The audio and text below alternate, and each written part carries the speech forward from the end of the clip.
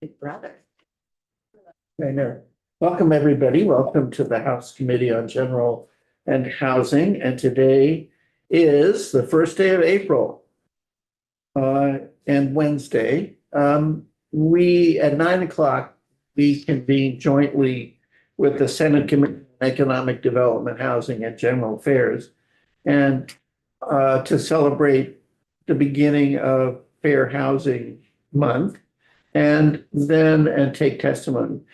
What we're doing now is taking testimony again on Senate bill, which was referred to us yesterday, S-328, which is a housing bill, common interest community, that comes from that Senate committee that we met with jointly. And it is their sort of, I shouldn't use the word omnibus, it is their kind of cumulative housing bill that has a number of elements to it. And we took some testimony yesterday, and we're continuing with testimony today. We will have a little time for committee discussion, just to sort of update on where we are with this bill. Another bill we've been dealing with is S-230, and we will have committee discussion on S-230 later in and then also on Thursday, as in AKA tomorrow, taking up S-89, which is expanding survivor benefits. So now we're on 328, and we have a number of witnesses, and our first is Kirsten Murphy. Kirsten, I think you've been here, haven't you? Yes. Yes, I have. All right. Well, you want to introduce yourself and take it away. All right. Thank you so much. For the record, I'm Kirsten Murphy. I'm the Executive Director of the Vermont Developmental Disabilities Council. I was also the chair of the Act 69 committee that delivered to the legislature the report, The Road Home, which is what I presented to you earlier in this session. I think once in this room and then once in a joint hearing in more detail. I have some slides to share, so if that's all right, I'm going to back to pull them up. This is always the most challenging part of any presentation. Let us know if you need any. Oh, we have a new view. Well, for the moment, I want to mention to everybody, we have our normal camera is broken. Our audio is not. So we have a substitute camera, which is perhaps a little different. But it'll do for the moment. The problem is, for those who are on remote, you cannot see the face of the speaker, but of the witness. That's right. Okay. So I always like to state at the beginning of testifying that Developmental Disabilities Councils, there's one in every state and territory. We are created by Congress. We are funded by Congress. So I have special permission to speak on behalf of my council, a public board that is 60% individuals with developmental disabilities and their family members. So unlike most state employees, I'm speaking on behalf of my council, and I'm permitted to do that without further permissions from the Agency of Human Services that were passed. I am gonna just advance. That's a picture of a Waterbury complex that we expect to see finished this summer. And 3 apartments in that complex are going to be for people with developmental disabilities, and they'll receive support through Upper Valley Services. So you will recall that I presented the Road Home to you, and that is a 13-point plan for increasing permanent affordable housing that's service supported and is specific to one group of Vermonters served by the Agency of Human Services. That's the roughly 3,400 people that receive developmental disability services. So that is not all the people that the Agency of Human Services supports through home and community-based services. It is a specific group. The idea in section, I believe, 6 now of S-328 of having an advisory committee to help continue to implement the recommendations in the Road Home and explore additional resources and opportunities to create more sort of supported housing. That the idea of having this council was one of the 13 recommendations. So just a reminder again of the problem that this Act 69 group is attempting to solve. Look at this pie graph. This is how housing situations are distributed among the population we're talking about. And you'll see that almost in equal slices of the pie, 39% live with family members, many of whom are in their 70s and reaching the end of their ability to really offer care to their son or daughter who receives these developmental services. And another 39% live in what we call shared living. It's essentially a foster care model. It's been very successful for some people, not everyone, but it is becoming much harder to recruit home providers for that work. And we are underrepresented in some of the models that other states tend to use, living in one's own apartment with or without supports, and some sort of small, and we've always kept it small in Vermont, group living. So we are looking to have that pie, and we don't know the exact right number or distribution, but it should be more evenly spread among these various types of residences. Some of which can look like within group living, it can look a lot of different ways. It can look like what they call an intentional community, where people sort of have a kind of special lifestyle they want to share. It can just look like three friends that want to live together, which is pretty normal in your 20s, right? So that's the problem we're attempting to solve. And today the question is, why do we need an advisory committee for that? So let's just review what the bill. Sorry, could I Yes, ask one quick, of course. that 1% of unstably housed? Yes, Does that take into consideration those living with family members who, are perhaps not able to really offer the care that they Yes. once did. yes, It does not. These are people who are in genuine crisis. Mhm. We did not used to break out that group, but in 2024, it was 25. These are people that are in temporary situations. So they might be staying in a hotel. They might be staying in a bed that they were able to find in what's called a residential care home used by a different service system. They might be in, there's certain respite beds and emergency beds. So these are not people who are like one of our great families from the Developmental Disabilities Housing Initiative, who she and her husband are in their mid-70s. Their son has lived with them for the last 4 years. And her husband had a stroke recently, so, but that was not considered unstably housed. if you were to throw a dart at the board, kind of give a rough percentage of the 39%, what do you think we would be looking at for those who really, we need to figure out next step? Unfortunately, the DDSD, the developmental system, has never tracked the age of caregivers. That's not data they collect. One of the ideas on the table that I want a committee to make happen is that we start taking that data. And that we also ask each family and each individual about specific questions about their housing situation. So I can give you a better estimate. I don't want to tell you something that I don't, hasn't been validated. Well, I think it's great just hearing that that's really something that we need, that information. And as we go through the things that the bill will ask the committee to do, that level of fine-grained data collection and needs assessment is called in the legislation. Gorgeous, thank you. Yeah. Because I have some friends who have a child who the friends were a couple and they split up. And so is that one housing scenario or two? I know you don't know, but it would be useful to have that. That's the actual, so now that we have 2 case management entities that oversee this system as opposed to 15 separate agencies, it is going to be a lot easier to work with the case management entities to collect that information. But it's a very short presentation, so I'd like to just kind of lay it out for y'all and then take some questions.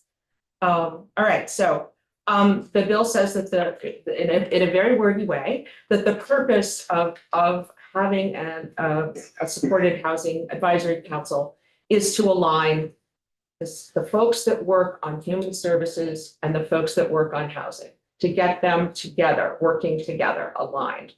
And it suggests an 11-member advisory council. This almost exactly mirrors the composition of the Act 69 group that produced the road home.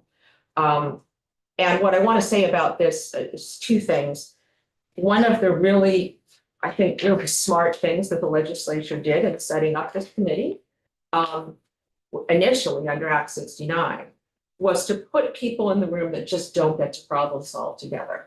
You know, having a representative from the treasurer's office was huge. Having a representative from the Housing and Conservation Board really working closely with representatives from the Agency of Human Services surfaced all kinds of areas of confusion around things like licensure and what kinds of licenses group situations need, and how that has a bearing on what the VHCD people would think about in terms of where they want to invest funds. So it was a really productive group of people to have together.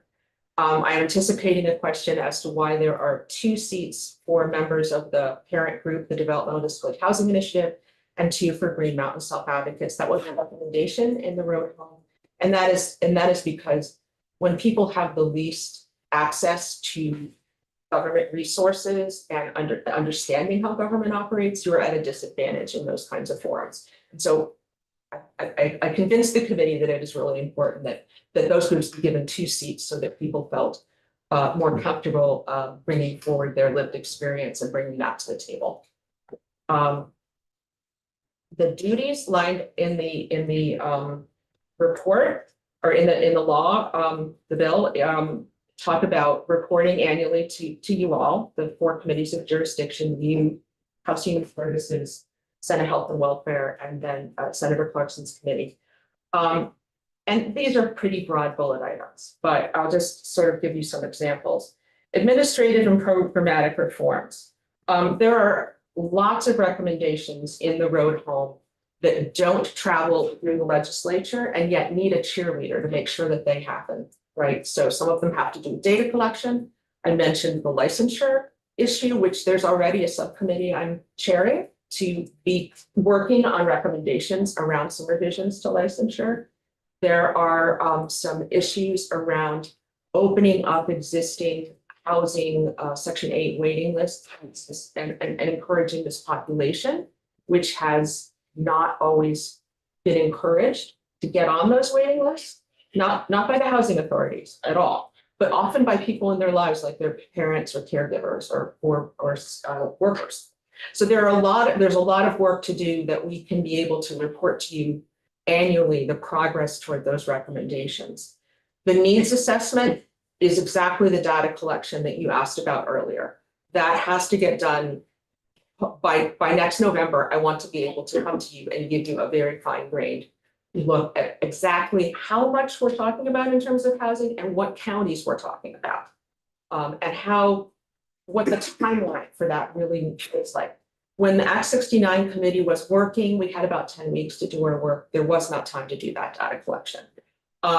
There are other activities that we didn't have time again in that 10 weeks to explore fully some of the programs that we might be taking better advantage of through, say, the Department of Commerce and Community Development. That's some housing programs there that we just didn't get a chance to fully explore. So we imagine bringing forward other recommendations and then looking at recommendations for future legislative action. I would not be surprised if we came back to you next session with some requests around licensure changes. One of the things just to keep in mind, if you can, it's always easier for us if recommendations come in November than if they come in January. I agree. Yeah, that makes total sense. That was we worked so hard to get the road home to you by November, and really have appreciated the amount of uptake the legislature has had with that. I think in part because we weren't bringing it to you in January.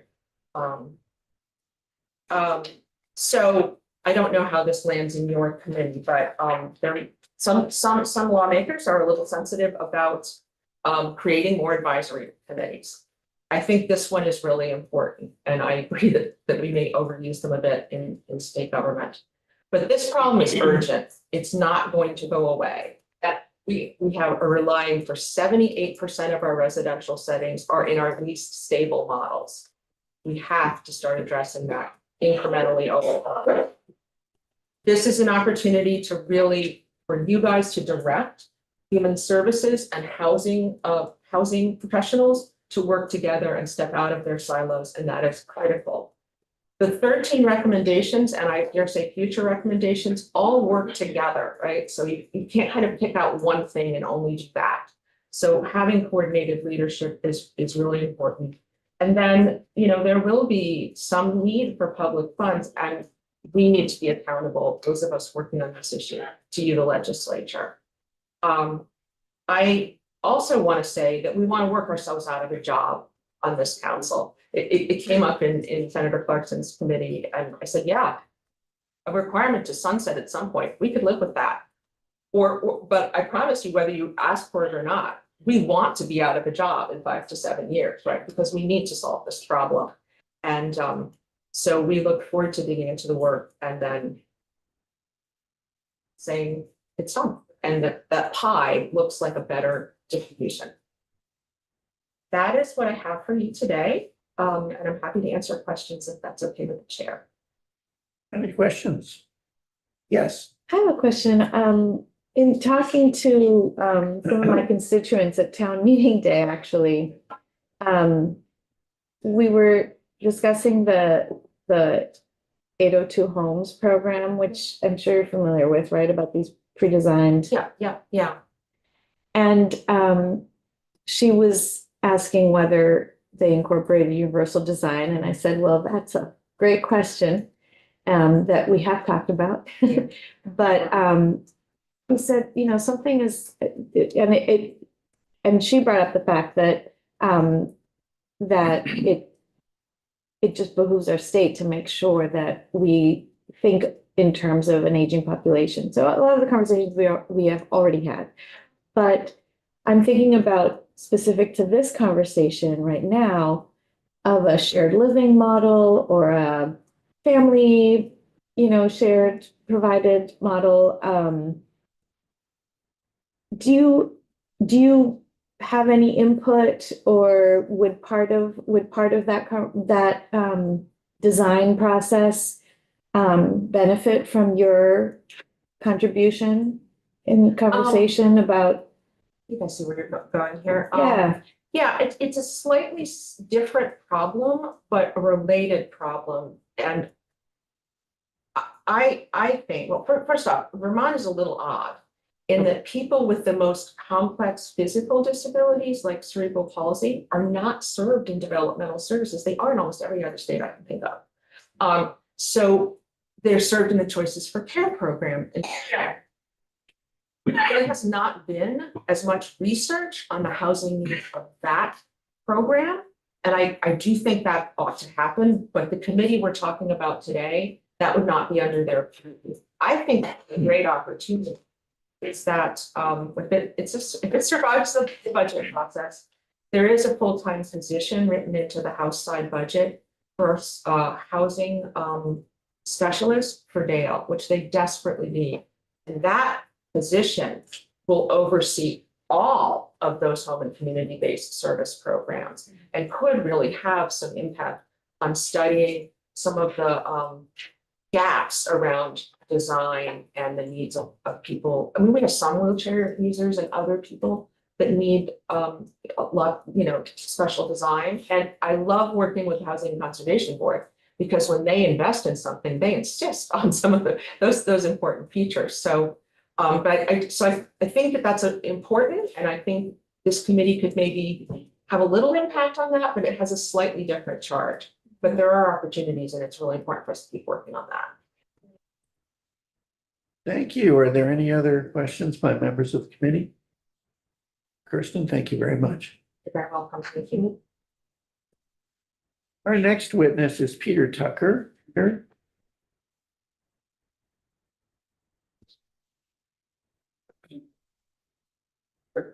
Morning. Nice to see everybody. Peter Tucker, I'm the Director of Advocacy and Public Policy for the Vermont Association of Realtors. I think most of my comments are tied to the bill. Would you like me to put it up on the screen so I can? It wouldn't hurt if you put up the portion that you're concerned with. Yep. There's a lot in the bill. Yep. I mean, And are you working with the version passed by the Senate? that's correct. Yeah.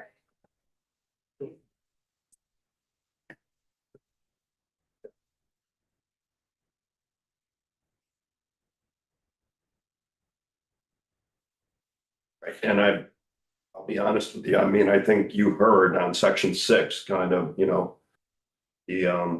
appropriate information that you need there.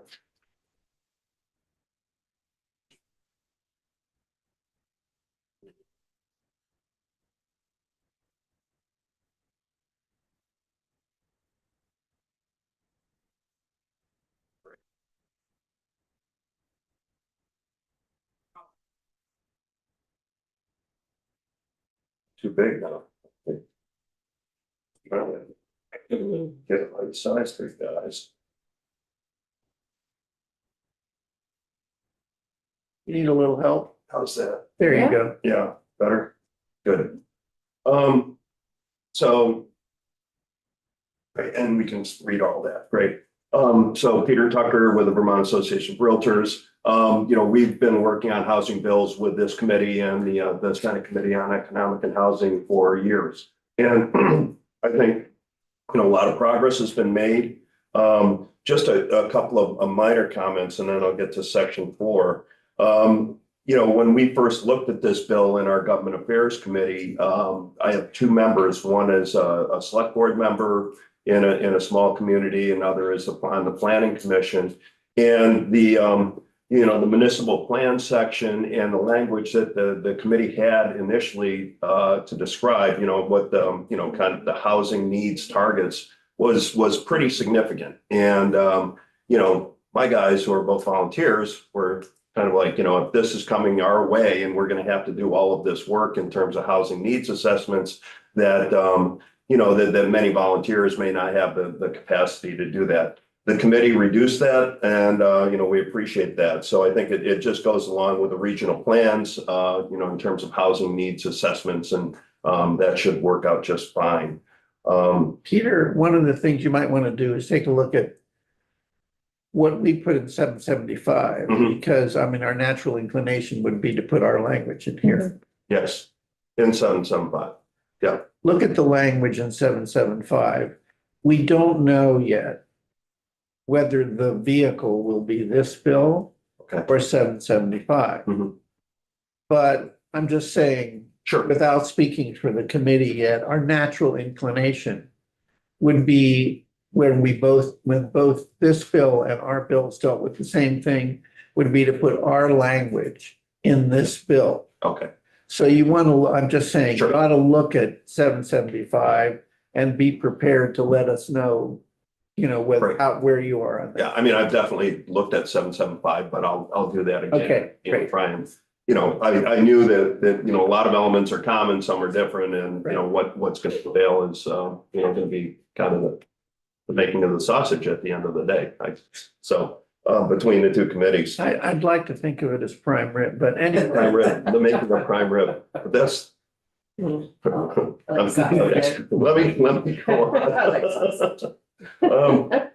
The section 3 about the treasurer's, use of funds, we've been very supportive of this, bumping it up to 12.5%, I think is safe. The treasurer actually is going to be on our broker meeting tomorrow, more on the baby bond initiative that he has going, because we want our brokers to kind of understand that. But I am going to ask him about the repayment plan, right? Because I think, when you make a loan, how it's coming back to you is certainly important. Section 4 is really what you asked me to comment on today. And here I am, common interest communities.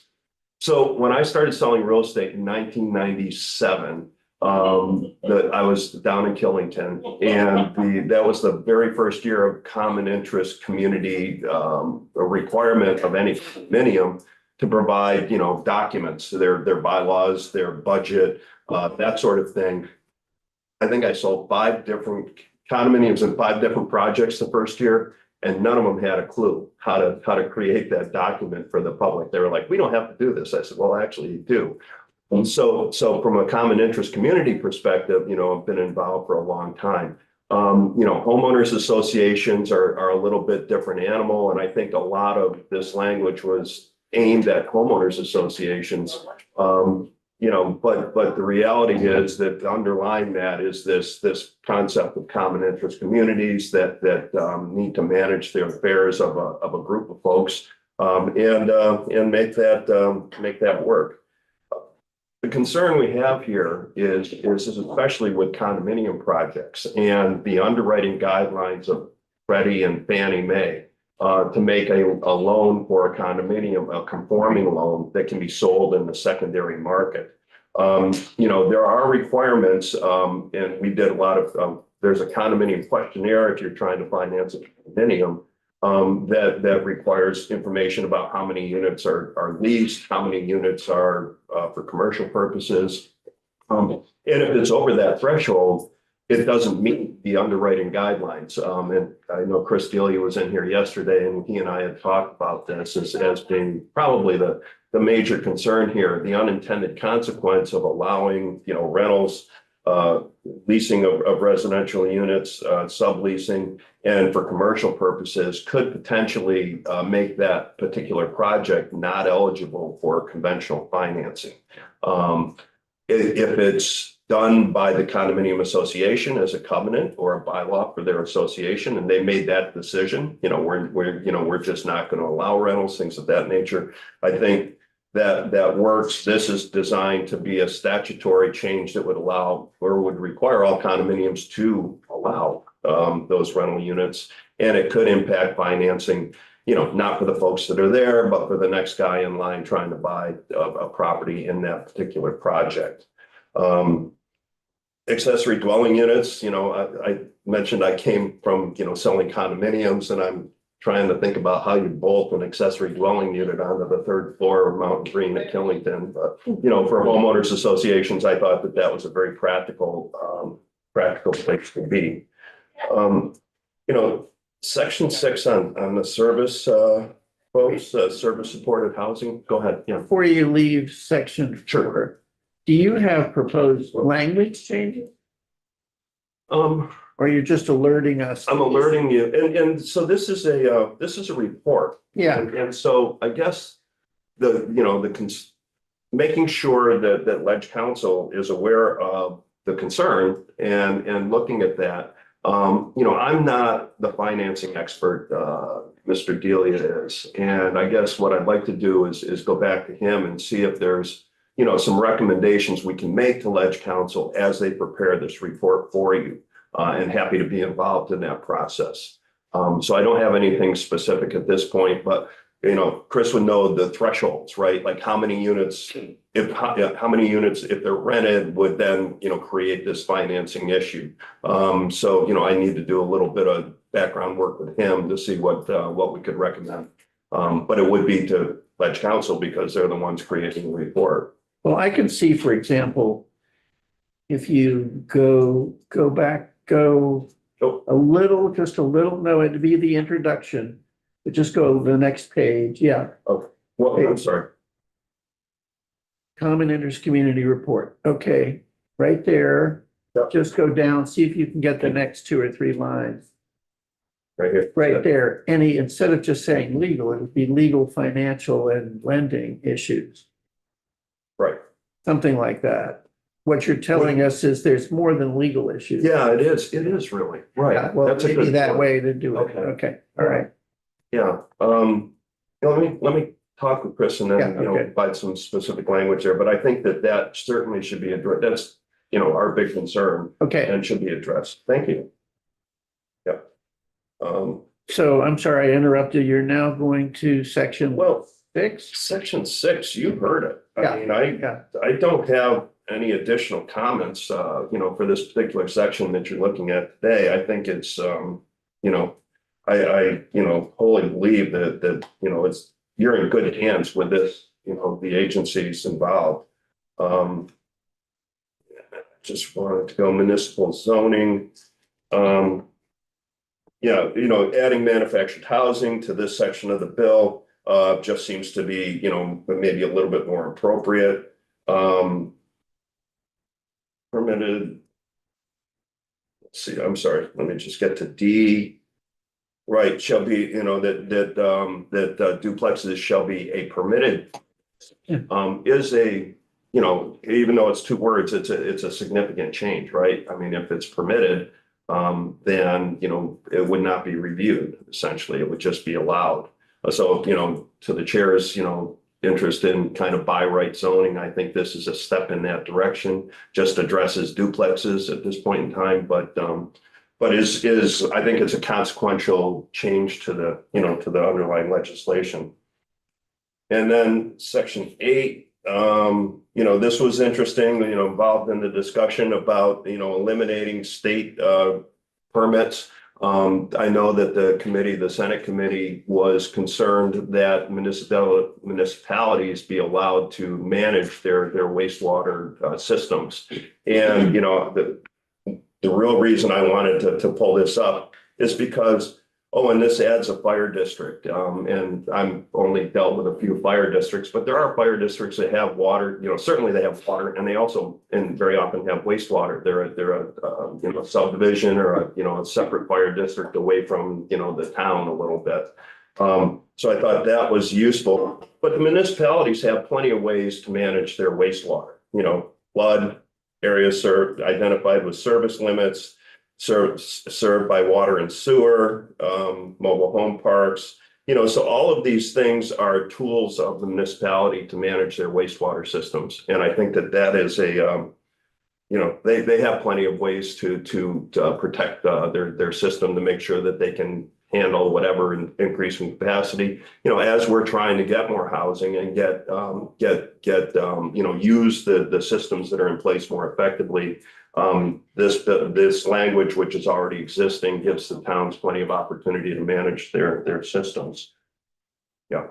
And then just last, the designation of towns and new town centers. One of the things we realized as we're doing this transition with Act 181 is that that definitions that were previously, pretty useful, mostly for historic preservation and that sort of thing, didn't apply to the 3 new town centers we have in the state of Vermont. So including those in these these areas, as well as the historic preservation identification, downtowns and things of that nature, just made sense. So that allows for, kind of equal viewing regardless of whether it's historic or not.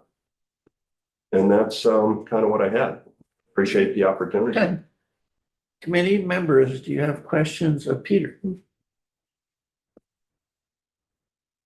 Peter, thanks a lot. We Yeah, look sure. forward to hearing if you have Thank you. Thank you. wording sections with, We'll get right on it. on section Get it back 4, to you. let us know. And also take a look at 775 and make sure that, they see how those are gonna integrate, or how we think they should integrate, and happy to come back and have that discussion. The major difference, I mean, there's substantial wording differences. But functionally, the difference is we essentially said that if a town couldn't meet its housing goals, targets, and needs to, the same kind of language, explain why. Mhm. But that doesn't go in the plan, it goes in a report to DHCD rather than in the plan. Okay. Mhm. Okay, Yeah. Great. Okay, thank you. great. Thank you.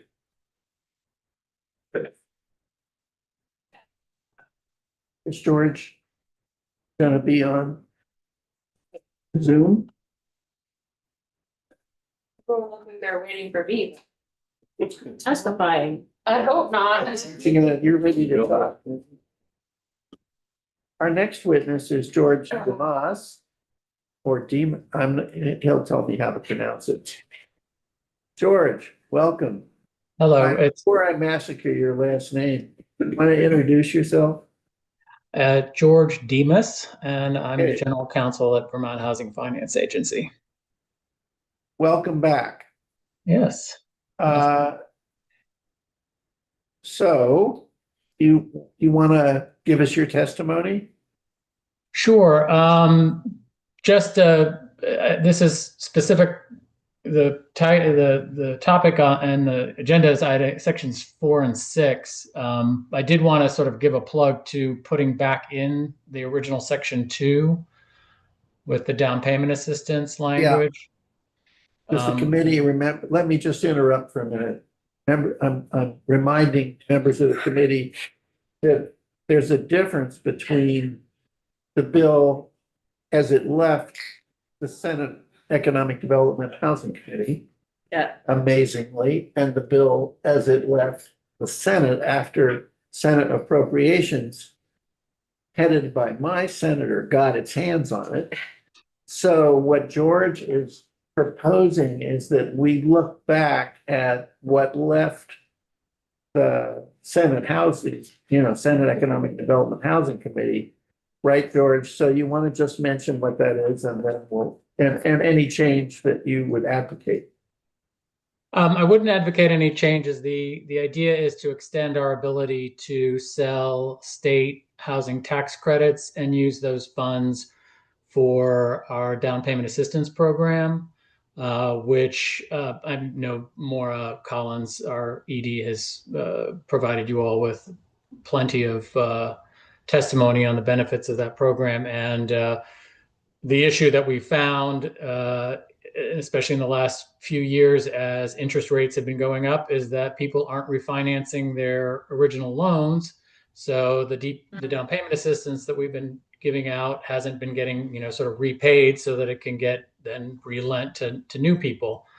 So we're asking for an additional 5 years of ability to sell the tax credits to generate the cash. And then hopefully at that point, we'll have gone through a market cycle of up and down, and we'll be back hopefully in a lower interest environment with people with higher interest loans doing the refinancing, which would then generate repayments and help, really prime the pump for that. One of the things, sorry, go ahead, Elizabeth. No, I'm sorry. Go ahead. We have a couple of questions here, Elizabeth. I just have a very simple question. How long has this been going on? Is this a year-long trend or a 5-year-long trend? The trend line with respect to refinancings, Yeah. it's really been the last 5. I mean, since the interest rates really hit up in the last 4 years. I mean, we had obviously interest rates were going down, and they were extremely low, and but we used up a lot of money because there was such a demand for mortgages, and it was really busy. And then the last 3 or 4 years, with the interest rates going back up again, the refinance business has just sort of stopped. People aren't refinancing out their low interest loans for new high interest money if they absolutely don't have to. Just to remind members of the committee, so they sell tax credits, BHFA sells tax credits in order to provide the funding for the down payment assistance program. And the idea is that these loans, they're zero interest loans, aren't they? Correct.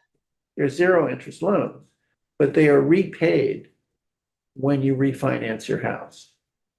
And the idea being that way the fund would sort of replenish over time. And what he's saying is, well, people aren't refinancing, so Because they got The that fund's 3% down. rate, they don't want a 7% Right. I'm in rate. I'm in that position myself. So any other questions on this issue before George moves on? I have a question, George. Sure. Last year in the housing bill, we unsuccessfully tried to fund the first generation buyer program. Mm-hmm. Have you guys lost your ambition to ask for money for that? We always have plenty of ambition. I think that the focus is this year on the extension of the down payment assistance.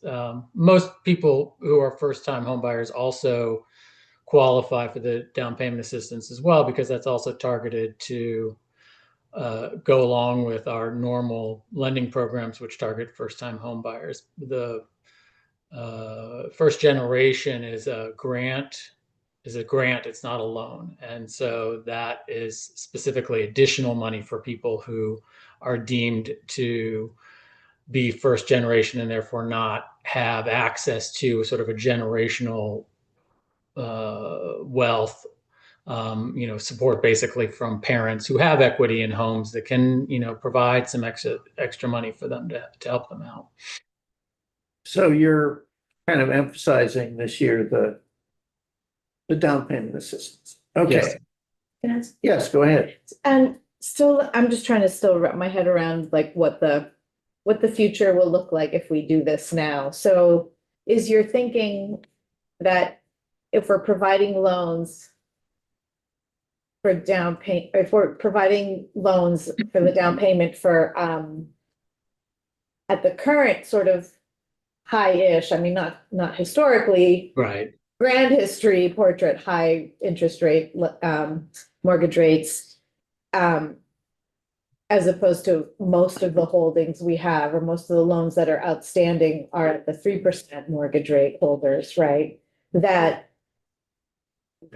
those folks who are borrowing at the 7% might be more likely to transition out of their homes and therefore repay the loan. Are you trying to start like anew basically with this new reality, that because the way that the program was envisioned originally, like that it's so unlikely to work the way that you envisioned it just because of the mortgage rates? I think that the intent is just to deal with the fact that the market hasn't, we've had this spike in interest rates, and the interest rates is cyclical, right? I mean, there were much higher interest rates a while when I first bought my house, for example, but then they went way down and now they're back up again. And there are periods where people refinance or don't. And right now we're in a no refinance area after having used up all the money we generated previously, because there were so many people who were getting mortgages and we were putting out the down payment assistance money. So what we're hoping here is that it gives us funds to continue the down payment assistance program at a level that we can practically, and then during the time period, hopefully the interest rate markets will again start going back down again. People will be refinancing again. People who had the 3% mortgages, they are going to sell their houses and have life circumstance changes and need to refinance for other reasons other than interest rates. So, money does come in. It's just that it's coming in much more slowly than we needed for it to have a really functioning program right now. And so hopefully over time, with another buildup of 5 years of new DPA loans, we'll have primed the pump so that we'll have a more regular sort of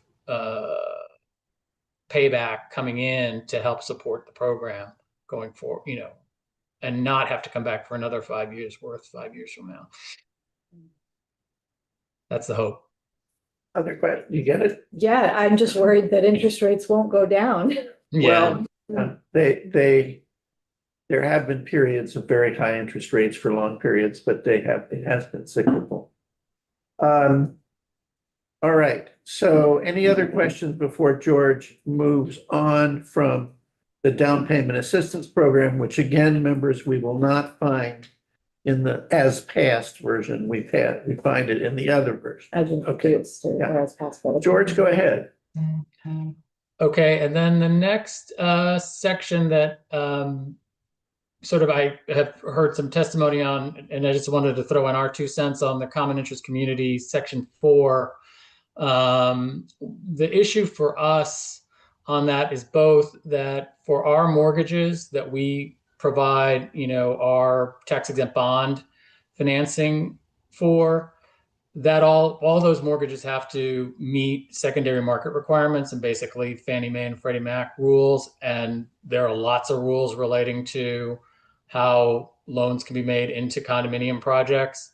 In addition, for lower income purchasers who are using both our tax exempt bond program and who also might be getting funding from, say, VHCB or some other source that is also providing supplementary support, shared equity homes and things like that. We are all required to put our own sets of limitations for our own compliance requirements on making sure that the units are primary residences, and also limiting the use of the unit for commercial purposes. So it's not necessarily just a secondary market problem for support programs for lower income purchasers. It is also just a compliance issue for us that we wouldn't be able to. It would limit our ability to provide assistance to buyers into condominiums if we can't have enforceable covenants about maintaining the unit as a primary residence and limiting commercial use of the unit. And I think that your suggestion, Chairman, regarding the way to tweak the language of what topics are covered would be really helpful. And I'm sorry, I saw a hand up. I apologize. Well, I think that we'd have to even do more than I suggested. I think we'd have to have reference to financial lending and also funding compliance or compliance for funding sources. Right. Something like that we'd have to put in there to signal to the committee that they have to look at that stuff. Debbie. I just wanted a better definition of what they consider commercial use. Is it running a business out of there or is it renting it? George? Well, running a business out of there would be a commercial use. So for example, the idea of having a daycare, that is a commercial use. And obviously the need for daycare is huge, and we understand the reasoning for wanting to not put any, limit the restrictions on that as much as possible, but that it would be a commercial use that would be difficult to reconcile. Our limitation is 15% of the floor space can't be used for, no more than 15% of the floor space can be used for commercial use. And if you're in a 900 square foot condo, it's hard to limit a home daycare, even with a few kids, to 15% of the space. So it'd be difficult for somebody to comply with that requirement. So what you're saying is there a problem, George? If you have a building and let's say one of the units is a daycare, let's just say that, obviously not 15% of that one unit, the whole unit is a daycare center. Mm-hmm. Well, then that unit couldn't be, the mortgage on that unit could not be financed, but would it mean that the whole building would be threatened? Well, no, because you can have residential properties that also have commercial space, within that, and that's divided up in certain ways. And again, the mixture and all is there are Fannie and Freddie rules about all of that. Right. But for our purposes and our tax compliance purposes, no. That our tax exempt bond compliance purposes, no. The fact that a commercial space exists within that same complex would not be an issue. Emily? Yeah, couple things. One, I think I've talked about a lot in our committee. This section was really important for me to not have the things that were in it as introduced. And so I appreciate your testimony. Where I live, this would have been a huge problem for my condo association if these kinds of unlimited renters, daycare, et cetera, went in, and my board, with transparency, I went to my association and talked to them about what was being introduced, because I think it's important. And they were like, well, what if we didn't have a state rep like on our board? Like, how would we have known? I was like, I know. So like, I think when you have an issue that sometimes is for one constituent, like someone who wanted to have a daycare, but it really is important to look at things for the whole state and how that could impact and have negative consequences. So I'm really grateful that this section was stripped and that now we'll be studying it more. But it would have brought our rates up tremendous amount and, you know, as a lower income condo owner in my community, my neighbors would have been really impacted negatively by something like this. So I think this has to be looked at really carefully. And there needs to be extensive testimony about unintended consequences. So I'm really glad that it's not in there. So thank you, George, for your testimony on that piece. It's really could have been really harmful for where I live. George, is there more? And then I think for us, unless you still want to talk about section 4, our last note is on section 5. I know that you all had Joan Goldstein from VITA in yesterday. And I think Chris Delia mentioned it as well. We had some suggested language to tweak the language that actually started with the committee and that they ended up with. And I don't know that it was intentional, but we had, and I think Joan had sent you all the proposed language that we had agreed on for changing that. The concern is sort of, there's two concerns with the language that is there. One of them is that because of the way that we operate and VITA operates, our language is more specific because we want to be very clear as to the things they do and the things we do and how we all work together. And so it's a little more wordy, but it was wordy for a reason. Also, we're concerned with the language, for example, saying that the authority shall not finance housing developments that utilize funding issued by the agency. That actually is kind of broader than the language that we had. And it would, I mean, we do have projects where both VITA and VHFA have provided funding because VITA is dealing with the commercial side and we're dealing with the housing side, and it all works. And we didn't want to have that either. And our language was intended to make the limitation solely with respect to the particular eligible purpose definition there, and not to try to limit the other eligible purposes that VITA can use its money for. So I think it was inadvertent, and the simplification was made by legislative council without the understandings that you just described. You may hear directly from legislative council. It would be Cameron Wood. Okay. Will be talking to you. So you might expect that, but I think that we understand. It was not, I just members of the committee. Yesterday, remember, we heard testimony from VITA itself, similar to this, saying we kind of like the language we agreed on. We have deals where VHFA does the housing and we do the commercial and together, and we don't want to eliminate that. And so I went to the chair of our Economic Development Committee and asked Chair Marcotte to run this down. And he talked to two legislative council, and we realized it was just inadvertent. So we're going to work on that. Great. Well, thank you very much. And we appreciate your time. Any questions of George by members of the committee? George, thank you very much. And thanks for the time. Thank you. Appreciate it. Okay, follow what we're doing. I will. Thanks. When is Moira back? Maura is not back this week, but she is doing well, and we're hoping to see her, in the next week or the week after. So great. Thank you. Yep. Thank you. Send her our regards.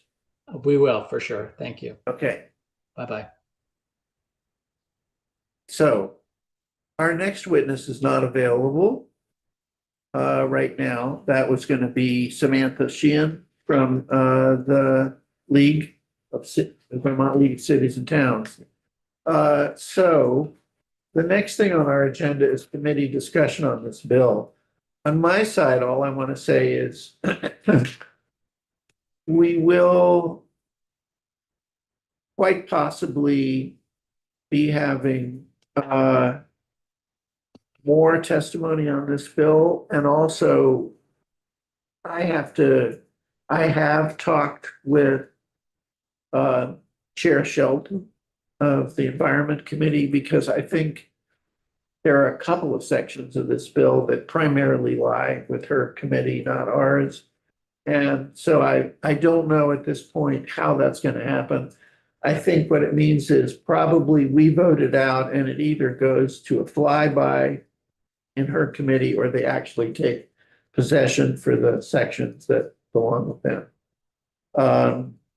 But where we have to head next is for a session when Cameron is here and we instruct him how to mark up this bill. That's what comes next. We tell him what changes we want to see, then he goes away and marks it up and it comes back to us. Yes, I Dennis. just want to make a comment, like what Emily was saying about the, either whether it's homeowners or condos, you know, the bylaws, you know, it's like they're all different.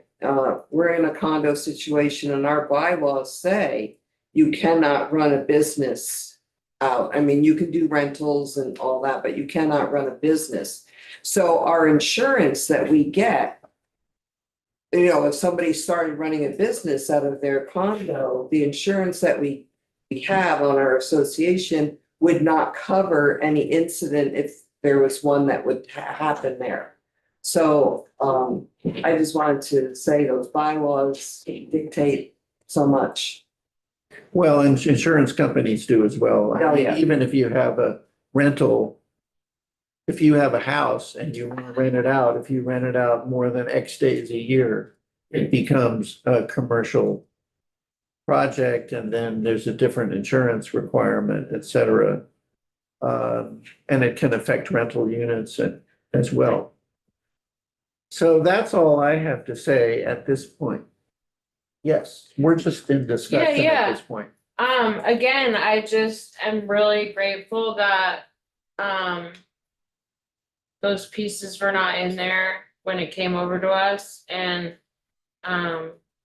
they're really troublesome, and so I'm very happy with how this worked out, and I think that there's some suggestions that I'd like to look at through the testimony we've heard, with a few tweaks, but other than that, I think it looks pretty good to me. It's not a huge sweeping, you know, but yeah, a few tweaks and see what the committee decides about what we just heard with some of the language changes after it was stripped. But again, the biggest issues I had with the bill were taken out before it arrived. Oh, and one other thing, sorry. Yes. I did connect again with David Hall from the Secretary of State's office about we might not call it a resource center, but I will be providing I don't want to speak for him, but they are open to that. So I'm gonna go to Cameron and present some language to the committee for that piece. Different than the bill that we, Yeah, because after hearing a little bit, it might not be, like, we're gonna play it with, I want the Secretary of State's office to have it worded the way they'd like it, right? so So that's a little different than it might be, I just the bill haven't, we passed. we didn't Or pass it. is it on our, Yeah, still on our wall? right. Yeah, okay. And the senators, after we mentioned it the other day, didn't seem like that was some horrible. Okay. So basically, to remind folks, would be a place within the Secretary of State's Right. office website where it would be like a tab that had information, not calling it maybe resource, because It's like a link to the laws. yes, exactly, because as he mentioned, everyone's is different, but it's just like the laws we have and if they get updated, so it's just a place with HOA information. But Okay. So all right. that would, if we were We to, could put it in we here. would put it in there, so I'm gonna go to Cameron. Again, it's just, it doesn't cost any money, it's, but I spoke with David today about it, so, Give I, them this. Yeah, remember. his time. Yeah, remember, everybody, we are nosing towards, we're not there yet. We're. My inclination, just subject to the committee's thoughts and desires, is going to be that we put into this bill all the language that we did on stuff that relates to what this bill is. But eventually, within the next month, Senator Clarkson is gonna sit down with me and we're gonna have to decide, well, which do we use? Do we use this as the vehicle? Or do we use our bills as the vehicles? And partly, it's not a question of House versus Senate. I'm not talking about differences where we disagree. I'm talking about just logistics where they don't have the time that we do. They have two committees, so they don't, they only can meet in the mornings. And so there's stuff they don't get to. So we sent a bunch of bills over to them and they may not get to them. In which case they'll let them die. And so in that case, we're gonna dump stuff in here and just have to agree on that and work it out. And that lies ahead. But for the moment, that's where we are on this bill. Are there further thoughts on this bill? The only other thing that we have today is we're returning to after the floor. We will come back here To discuss. to discuss The labor 230, bill. the labor bill. And I asked Sophie to be here. What I'd like you to think about and be prepared to talk about is we have taken testimony on extreme heat. Not extreme heat, extreme Temperature. temperature. We have to decide whether or not we want to tackle this or we want to leave it out of S 230. And I want to know the sense of the committee on that. We don't have to have a straw poll or anything, but I don't want to make instructions to council to proceed with this unless the committee really wants to go ahead. So that's what we're going to talk about after the floor. Okay? Yeah, I don't hear a lot of like, people are fired up. yeah, I don't. Yeah, no, so I will be They're working. not asleep. They look I'm more gonna- asleep than fired I'm up. gonna reach out to Cameron and get the adjusted HOA